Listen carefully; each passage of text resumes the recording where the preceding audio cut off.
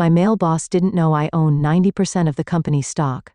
"We don't need incompetent people like you. Leave," he said. I smiled politely and said, "Fine, fire me." He had no idea how fun the next shareholders' meeting would be. I was halfway through reviewing the quarterly sales data when Martin stormed into my office. No knock. No courtesy. Just a loud, deliberate entrance meant to rattle. Typical. "Elena," he barked, tossing a file onto my desk. "We need to talk." Now I glanced at the folder, then at the man I'd worked under for the last 4 years. Martin Reese, the kind of man who never looked twice at women in the office unless he needed coffee or someone to organize his calendar. He liked power. And more than that, he liked reminding others that he had it. Still, I stayed calm. I always did. "Of course," I replied, gesturing to the chair across from me. He didn't sit. Instead, he loomed. "The board's decided to restructure the leadership team. We're moving in a different direction. And frankly, we need people who can lead, not just follow spreadsheets." I blinked, stunned for half a second. "You're firing me?" He smirked, like he'd just sunk a game-winning shot. "Let's not be dramatic. We're releasing you from your position, effective immediately. No warning, no performance review, and certainly no recognition for the fact that my department had just delivered the highest revenue growth in 3 years." "I see," I said quietly. "May I ask why?" His tone was clipped. "You lack vision. You manage tasks, not people. And let's be honest, this industry, it needs strong leadership, assertiveness, confidence. Traits you haven't exactly demonstrated." There it was, not even veiled. A dig at my gender wrapped in buzzwords and corporate fluff. He didn't see me as a leader, not because I hadn't delivered, but because I didn't fit his outdated mold. "I understand," I said, my voice steady, neutral. Martin narrowed his eyes, clearly thrown off by my composure. He expected outrage. Maybe even tears, but I'd learned long ago how to control my emotions in boardrooms full of egos. "I'll need your badge and company laptop by the end of the day," he added. "It will disable your access by 5 p.m. HR has your severance details." I nodded and stood, extending my hand. "Thank you, Martin." I appreciate the clarity. He hesitated, but shook my hand. "Good luck out there." As he turned and walked out satisfied with his little coup, I sat back down and exhaled slowly. My hands didn't shake. My breath didn't quicken. In fact, I felt lighter. Because what Martin didn't know, what no one in that building knew, was that I wasn't just a department head. 2 weeks ago, something changed, something big, and I had been waiting for the right moment to use it. I glanced at the framed photo on my desk. My father smiling proudly at the ribbon-cutting ceremony on the day he opened the company's first regional office, the same company Martin had just released me from. I ran my fingers along the edge of the frame. "You told me to wait, Dad. Wait until the time was right." I stood and began packing my things. I didn't take much. Just a few personal items, a mug my team gave me last Christmas, and a stack of old notebooks filled with ideas that had never made it past Martin's desk. Outside, the office buzzed with quiet curiosity. A few coworkers gave me sympathetic glances, others avoided eye contact. No one asked questions, but I saw the thoughts on their faces. Did she get fired? What did she do wrong? I left the building with a small, polite smile and no fanfare. As I stepped into the sunlight, I felt the weight of 15 years inside that company slip off my shoulders. They thought they'd ended my career, but what they'd actually done was give me the green light. I reached for my phone and texted a single message to my lawyer. "It's time. Prepare everything." The reply came back almost instantly. "Understood. Shareholder meeting can be scheduled within 5 business days." I looked back at the glass building glinting in the sun. Martin thought this was over, but he had no idea what was coming. The next time I walked into that boardroom, it wouldn't be as an employee. It would be as their majority shareholder. And the smile I wore that day would be real. 2 weeks earlier, I had sat in the quiet wood-paneled office of my family's attorney, staring at a document I wasn't allowed to open until the clock struck 12 on my 30th birthday. My father had always loved theatrics. He said it made serious things feel significant, and this apparently was one of them. Elena, Mr. Harrington, our longtime family lawyer, had said with a warm, fatherly tone, "Your father left very clear instructions. You're not to open this envelope until your 30th birthday, not a day before." I had smiled politely, half curious, half amused. What is it? Some kind of delayed birthday card? He gave me a look that told me he knew and that he wasn't about to spoil the surprise. Your father was a man of vision, he said instead. And he trusted you more than anyone. That sentence stayed with me in the days that followed. My father, the founder and former CEO of the very company that had just let me go without ceremony, had always believed in foresight, in planning ahead, and he believed in me. When he passed away 5 years ago, the company changed. It became colder, more calculated, less about the people, and more about the numbers. Martin had joined shortly after, charming the board, flexing his MBA, and slowly dismantling the culture my father had built. I'd stayed thinking I could protect what remained. But now I realized my father had known something like this might happen, and he'd prepared for it. On the morning of my birthday, I opened the envelope alone, sitting in the same spot where he used to read the paper every Sunday.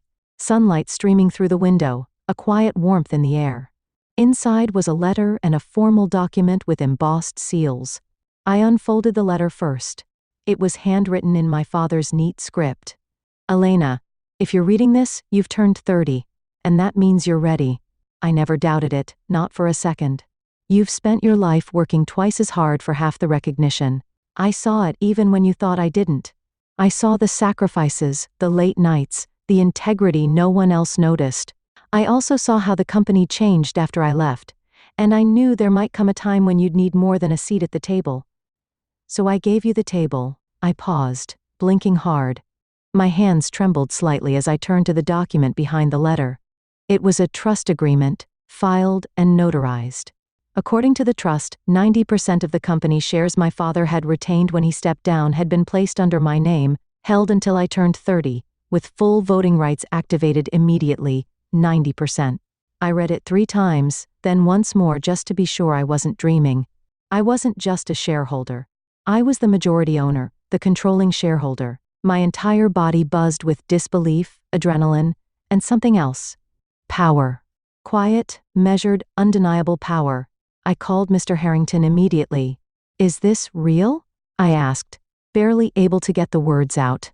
Yes. He replied simply. Your father structured the trust to avoid public filings. It was airtight. The board has no idea unless you choose to tell them. Why didn't he activate it sooner? He wanted you to experience the company on your own terms first, to see who would reveal themselves, to decide if you wanted it before you used it. That line hit me hard. I'd spent years being underestimated, overlooked, talked over in meetings. I'd watched Martin get praised for ideas I'd quietly suggested, watched male colleagues rise faster despite doing less. I'd smiled through it all, thinking patience and hard work would pay off. Now I realized it hadn't been time that was missing. It was leverage. And suddenly, I had it. I scheduled a follow-up with Mr. Harrington for the next day. Let's talk about what comes next, I said. He didn't miss a beat. We'll prepare the documents to call for a shareholders meeting. We'll notify the board once everything's ready. Don't notify them yet, I said. Not until I give the word. There was a pause on the line. Elena, may I ask what you're planning? I looked out the window of my apartment watching the traffic roll by. People rushing, unaware that everything was about to change. I'm planning to walk into that boardroom, I said calmly, and show them exactly who they tried to fire. I didn't show up for the mandatory exit interview. HR called twice, then emailed. I ignored them both. Instead, I sat in the quiet corner booth of a discreet downtown cafe, sipping a flat white while Mr. Harrington reviewed the final draft of the shareholder meeting request. It was official now.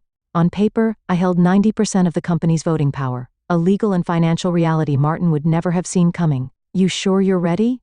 Harrington asked, adjusting his glasses as he slid the documents across the table. Once you submit this, you'll be throwing a grenade into their boardroom. I looked him in the eye, my voice steady. They pulled the pin the moment they fired me. He gave a small nod. Fair enough. The documents were simple, as most powerful things often are. A formal notice of a special shareholder meeting with a single agenda item, leadership review, and appointment of new executive management. Martin wouldn't be expecting it. That was the point. His entire style was built on control through confidence. He bulldozed meetings with jargon, steamrolled quieter voices, and weaponized charm when needed. The board, mostly older men who liked his bravado, had let him run unchecked for too long. They'd soon discover how fragile that kind of power really was. I'll serve them notice Friday morning, Harrington continued. The meeting will be set for Tuesday. That gives them 2 business days to panic. I couldn't help but smile. Perfect. That afternoon, I sat down with Caroline Winters, the trustee who had managed the shares since my father's passing. She was sharp, discreet, and had a memory like steel. I've watched that man dismantle your father's legacy brick by brick, she said, sliding a folder across her desk. You don't owe him politeness. Inside the folder was everything I'd need for Tuesday: ownership certificates, voting records, and a detailed summary of company performance under Martin's leadership: declining employee satisfaction scores, rising turnover, overspending on executive perks, and a flattening revenue trajectory despite a growing market. He's been hiding under inflated projections, Caroline said flatly. If this continues, he'll drive the company into the ground within 2 years. I nodded, absorbing every word. I'll let the numbers speak for themselves. As I left her office, I walked past the mural in the hallway, an oil painting of my father standing in front of the first company headquarters. He was younger in the painting than I ever remembered him in life. His hand rested on the shoulder of a small girl in a red dress. Me. He believed in legacy and in people. And even though he wasn't here anymore, I could still feel his hand on my shoulder. By Monday morning, the buzz around my sudden disappearance had turned into full-blown rumors. I got texts from former colleagues. What happened? Did you quit? Martin's acting like nothing happened, but HR is weirdly tight-lipped. Whatever you did, I hope you're okay. I didn't respond. Not yet. The silence was part of the plan. I wanted Martin confident, certain he'd erased me from the story. Let him play king a little longer. Let him underestimate me one last time. That evening, I stood in front of my mirror trying on the navy suit I'd bought for special occasions but never worn. It was sharp, tailored, clean. The kind of outfit you wear when you walk into a room not to ask for power, but to own it. I practiced what I'd say, not a speech, just a few lines, precise, measured, undeniable. The truth would do most of the work for me. Tuesday morning arrived crisp and cool. The city bustled as usual, unaware that inside one boardroom, everything was about to change. I arrived 10 minutes early, walking past the receptionist with quiet confidence. She did a double take, but didn't stop me. Upstairs, the boardroom lights were already on. I could see movement through the frosted glass. Mr. Harrington met me by the elevators, his expression unreadable but calm. They're in there, he said. Martin's already speaking. He thinks this is just another quarterly strategy review. Not for long. I took a slow breath, smoothed the front of my jacket, and stepped forward. The door to the boardroom opened with a soft click. Heads turned. Conversation stilled. And Martin, mid-sentence, froze when he saw me. Elena, he said, eyebrows arching. This meeting is for board members only. I smiled politely, setting the ownership documents on the table. Exactly. Then I took my seat at the head of the table. The silence in the boardroom was absolute. Martin stared at me from the far end of the long oak table, confusion flickering across his face, followed by disbelief. I could practically see the gears turning in his head, trying to place me back in the box he thought he'd locked me in last week. Elena, he said again, voice sharp now, this is a board meeting. As I already mentioned, employees are not permitted. I'm not here as an employee, I said calmly. I'm here as the majority shareholder. That one sentence shifted the entire energy of the room. Board members glanced at one another, some stiffening, others sitting forward with interest. One of them, Mr. Dalton, who had been with the company since my father's days, looked down at the document I'd placed in front of him, then back up at me with raised eyebrows. Is this accurate? He asked, adjusting his glasses. It is, I replied. 90% of the company's shares were transferred to me through a family trust when I turned 30. All paperwork is in order. Filed, notarized, and submitted in accordance with corporate governance. Martin looked from me to Mr. Harrington, who was calmly unfolding a copy of the ownership certificate and handing it to the board secretary. You can't be serious, Martin scoffed, his voice rising. This is absurd. Why would your father? Because he trusted me, I interrupted. And because he knew exactly what this company would become without oversight. The room was still again. Everyone knew what I meant. even if I didn't say it outright. Since my father's death, Martin had turned the culture toxic. He rewarded loyalty over competence, appearance over results, and the numbers had started to show it. Let's get to the point, I continued, opening the second folder I'd brought. As majority shareholder, I've called this special meeting to review the current executive leadership, including the position of Chief Executive Officer. Martin stood now, his face flushed. This is a coup, a personal vendetta. You think you can waltz in here and I'm not asking? I said, finally raising my voice just enough to command the room. I'm exercising my rights. Then I slid the financial report across the table. Let's talk about performance. I didn't need theatrics. The numbers spoke for themselves. Employee satisfaction down 38% in 2 years. Turnover in key departments up 47%. 3 high-level discrimination complaints under HR review. Flat revenue growth in a market that was booming. I've compiled testimony from department heads, employee surveys, and financial audits. I've also documented misuse of company funds, unauthorized travel, excessive executive bonuses, and misleading investor reports. I glanced at Martin. All signed off under your leadership. Board members began flipping through the pages. Mr. Dalton looked genuinely disturbed. The CFO, who had sat quietly until now, leaned over to whisper something to the general counsel, who immediately began typing on his tablet. Martin's jaw clenched. You're twisting data to make your little revenge fantasy look legitimate. I don't need to twist anything, I said. I have evidence. You relied on the assumption that no one powerful enough would ever question you. That assumption ends today. I let that hang in the air for a moment. Effective immediately, I said, pulling out the final document. I am submitting a motion to remove Martin Rees as CEO of this company. As majority shareholder, my vote is sufficient to carry the motion. The board secretary looks stunned. You don't need a second vote? I own 90%, I said simply. A majority by any definition. Mr. Dalton cleared his throat. In accordance with company bylaws, the motion stands, effective upon completion of documentation. Martin slammed a hand on the table. You can't do this. I already did. Security didn't need to be called. Martin didn't resist. But as he stormed out, his face a twisted mix of rage and disbelief, I noticed something remarkable. He didn't look powerful anymore. He looked small. Once the door clicked shut behind him, I exhaled slowly and turned to face the rest of the board. This company deserves better, I said. So do its people. And starting today, that's exactly what they're going to get. Mr. Dalton nodded slowly, a faint smile forming. Welcome back, Elena.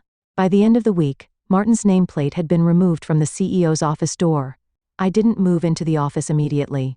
I didn't need the symbolism of a bigger desk to confirm my position. I had something more important to do first, rebuild the soul of the company my father started. The Monday following the shareholders' meeting, I called an all-hands staff meeting in the main conference hall, the same space where Martin had once paraded sales projections like war medals and handed out empty praise to the same handful of executives over and over again. But this time, the energy was different. Curious, hesitant, hopeful. Employees filed in slowly, murmuring among themselves. The front rows were empty, as if no one wanted to seem too eager. Some looked nervous, others suspicious. They'd been burned before. I stood alone at the front of the room holding no notes, no slides, just my truth. Some of you know me, I began. Some of you only know what you've been told. But let me start by saying this. I didn't come here to take power. I came here to restore trust. A few heads tilted. People were listening. For years this company ran on the strength of its people, on your ideas, your late nights, your belief that what we were building mattered, and somewhere along the way, that got lost. I paused, letting the silence fill the room. I was fired last week, I said, smiling faintly, told I wasn't what this company needed, that I lacked the leadership to take us into the future. A few people chuckled nervously at first, but the tension began to shift. My honesty was disarming them. I didn't fight back. Not then, because I knew something Martin didn't. That leadership isn't about volume or vanity. It's about vision and respect and lifting the people who actually do the work. I looked out over the crowd, locking eyes with a few familiar faces. Engineers I'd worked alongside for years, assistants who were always overlooked, junior analysts who had been stuck under layers of corporate ego. Starting today, everything changes. Over the next 2 weeks, I did something radical. I listened. I met with department heads, team leads, interns, receptionists, custodial staff. I asked what wasn't working. I asked what they needed. I asked who they thought deserved more than they were getting, and then I acted. I promoted Maya from the customer service team to head of client experience, a role she'd been doing for a year while her actual manager took credit for every success. I brought back Kevin, a brilliant product developer who had resigned after being repeatedly passed over for promotion, in favor of less qualified men. I restructured HR entirely. The complaints that had gathered dust in forgotten folders, I read every single one. Several mid-level managers were quietly let go within the first week. People who had cultivated cultures of fear and favoritism under Martin's watch. Then I launched something my father had once dreamed of, the People First Initiative, a new internal program to recognize innovation, reward collaboration, and promote equity no matter the job title. No more whisper networks, no more glass ceilings, just good people doing great work and finally getting credit for it. Late one evening, I walked the halls of the office alone. The energy was different now. Softer, brighter. The break room had laughter again. People were staying late because they wanted to, not because they feared what would happen if they didn't. Desks were decorated again. Photos of families, plants, personality, things that had slowly disappeared under Martin's reign. In one quiet hallway, I passed a whiteboard near the engineering bullpen. Someone had scrawled in blue marker. She came back. 3 simple words underlined twice. I stood there a moment, reading it over and over. Not she took over. Not she fired Martin. She came back. That mattered more than any title I now held. The following week, I finally moved into the CEO's office. Not because I needed the space, but because it was time. The nameplate was new. Sleek brushed steel with simple, elegant lettering. Elena Wren, Chief Executive Officer. I didn't bring much with me. Just one framed photo. My father and I on the company's opening day, both smiling, both hopeful. I placed it on the corner of the desk and sat down, not with a sense of conquest, but of continuation. This wasn't just my company now. It was my responsibility, and I intended to honor it. It was exactly 1 year to the day since I'd been fired. 12 months since I walked out of this building with a cardboard box and a polite smile dismissed as not what the company needed. 12 months since Martin had stripped me of my title, unaware that I held something far more powerful. And now, as I stood in front of the same glass doors, this time in a tailored suit, a sleek leather folder under my arm, and the full weight of the company's future resting on my shoulders, I felt something unexpected. Not anger, not triumph, just peace. I nodded to the front desk receptionist who now stood the moment I entered. "Morning, Miss Wren." "Elena, please," I said with a smile. "We're all on the same team." The elevators chimed softly as I rode to the top floor. What used to be Martin's domain. Now it was mine, but I hadn't remodeled it for show. I kept the original walnut desk, the same broad windows overlooking the city. What changed were the photos on the walls, images of our employees, of team retreats, of product launches led by names that had too often gone unrecognized.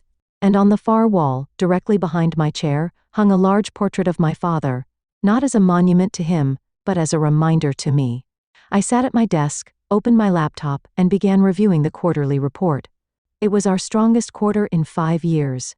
Customer satisfaction up 23%. Employee retention up 41%. Revenue, breaking records.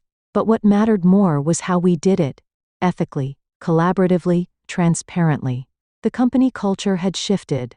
People no longer whispered complaints over coffee. They spoke freely, and were actually heard. Feedback loops were open. Diversity and leadership had doubled. We didn't just bring good people in. We finally gave them a place to grow. There was a soft knock on the door. "Come in," I said. It was Maya, now the head of client experience. Her eyes sparkled even behind her glasses. "You ready?" she asked. "They're waiting in the conference room." I stood, smoothing the front of my blazer. "Let's do it." The boardroom looked different now, too, not in decor, but in presence. For the first time in company history, half the board were women. Several members were. They brought new perspectives, asked harder questions, and made better decisions. At the center of the table sat Richard Tanaka, one of our new strategic advisors, brilliant mind, decent heart, the kind of person my father would have trusted. Before we begin, Richard said, gesturing toward me, "Elena has a few words." I hadn't planned to speak. But standing there with every eye on me, not in judgment, but in respect, I realized something. This was the moment my father had prepared me for. "I want to thank you all," I said, "for believing in change, for making hard decisions when easy ones would have been safer, and for helping me rebuild a company that puts people before power." I paused, letting the words settle. "Someone once told me I lacked leadership," I continued. "But leadership isn't about volume or title. It's about vision, accountability, and the courage to do what's right, especially when it's inconvenient." I smiled, not for show but for real. My father built this company with those values. I'm proud to say, we're finally living up to them again. A quiet beat, then applause. Not thunderous, just warm. Genuine. The kind that stays with you. That afternoon, I took the long way back to my office, walking through each department, the way I used to when I was just another face in the crowd. I stopped to check in with teams, to laugh with developers, to high-five marketing interns who just pulled off their first big campaign. In the break room, someone had baked cupcakes for an intern's last day. I took one, sat down among them, and talked about nothing important for 20 minutes, because this wasn't just a company. It was a place where people felt they belonged, and that more than stock prices or titles or revenge, was the real win.